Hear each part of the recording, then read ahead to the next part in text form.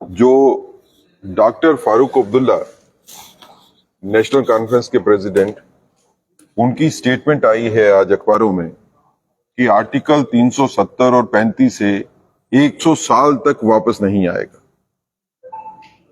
तो भारतीय जनता पार्टी ये कहती है कि अगर नेशनल कॉन्फ्रेंस का सोचना ये है कि 370 और 35 से 100 साल तक वापस नहीं आ सकते, तो आपने अपने मैनिफेस्टो में क्यों लिखा कि आप 370 और 35 के रिव्यू की बात करोगे?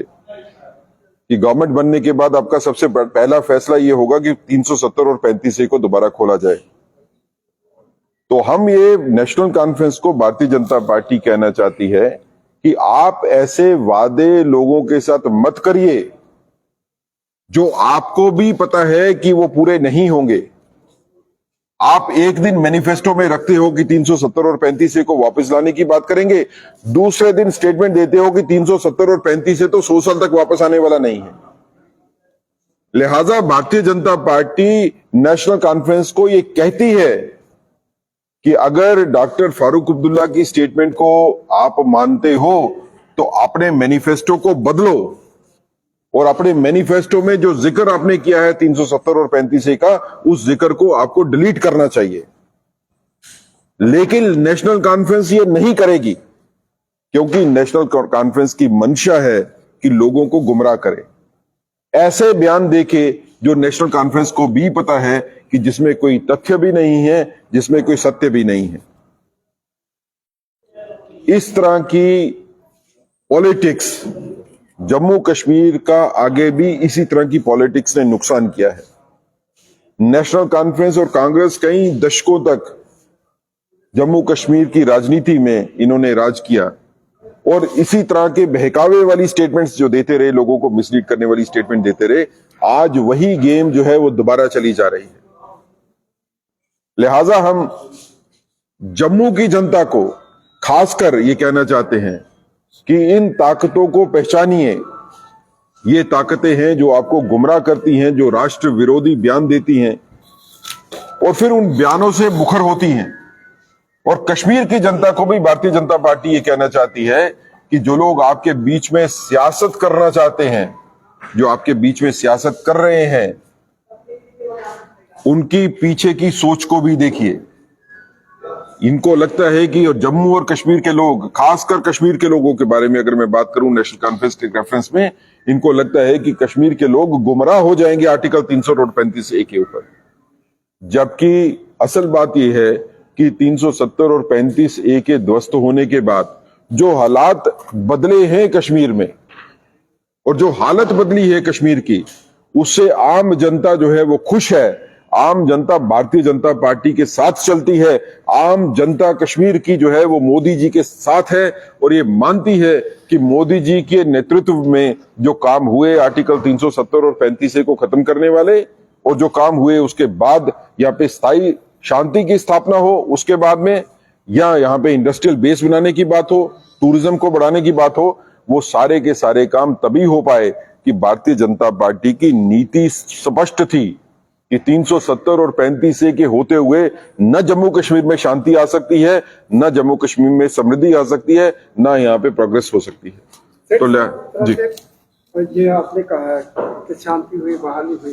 लोकसभा में आपने अपने प्रत्याशी नहीं उतारे, जिस तरह से आप बड़े दावे किए हैं, बीजेपी दावे कर रही है, तो क्या क्या कारण है वहां पे आप प्रत्याशी क्यों नहीं खड़े किए आपने 3 सीटों पे?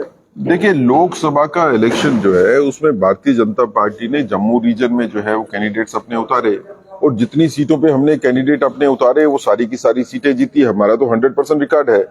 कुछ पॉलिटिक्स में टैक्टिकल डिसीजंस होते हैं, उन टैक्टिकल डिसीजंस के चलते हुए भारतीय जनता पार्टी ने कश्मीर में जो है वो अपने कैंडिडेट नहीं उतारे।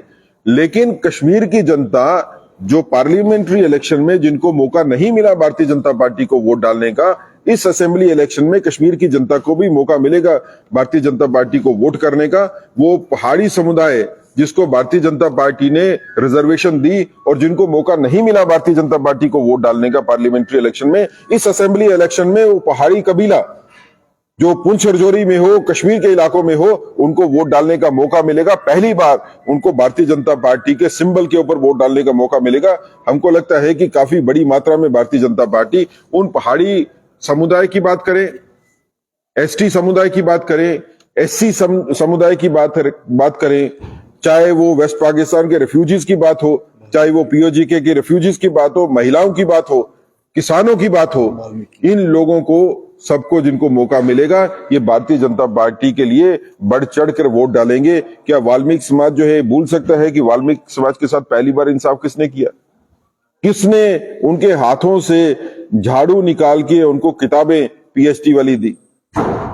जो नेशनल कॉन्फ्रेंस का कानून था जिसके बारे में वो दुहाई देते हैं, ये कानून ये कहता था कि एक समाज का आदमी चाहे कितना भी बड़ा पड़ जाए, वो पीएचडी भी हो जाए, डॉक्टर भी हो जाए, लेकिन नौकरी जो है वो खाली स्वीपर की करेगा।